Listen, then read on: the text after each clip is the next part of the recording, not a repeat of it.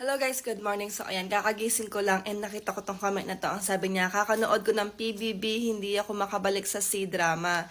Any recommendation nga yung hindi boring? Ako naman baliktad. Kakanood ko ng Chinese drama at ng mga K-drama, hindi ako makabalik sa PBB kasi ang dami rin namang update sa TikTok about sa mga nangyayari doon. Kaya kahit pa paano nakakakuha ako ng update. Tapos, yung panonood pa ng C-drama is nakakakuha pa ako ng mga points. Ayan, kakastart ko pa lang habang kumakain ako or nag-aalmusal. Ayan siya. Ayan. Kagandahan nito habang nanonood ako sa Netflix, naka-play lang siya na ganyan tapos kumikita na ako. Pero binabantayan ko din kasi minsan may mga ads so kino-close ko. At to answer this question, any recommendation daw yung hindi boring na C-drama. Actually, marami yan. Heto yung iba.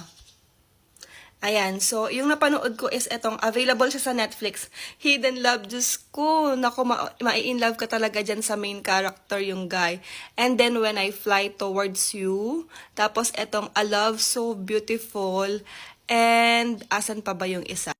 Ayang Amidst a Snowstorm of Love, tapos Put Your Head on My Shoulder, and etong Lighter and Princess. Madami pa yan, nakalimutan ko na lang yung title ng iba and yung iba kasi hindi rin available dito kay Netflix. At yun nga yung mga C-dramas na mararecommend ko sa'yo. So, ayun, enjoy!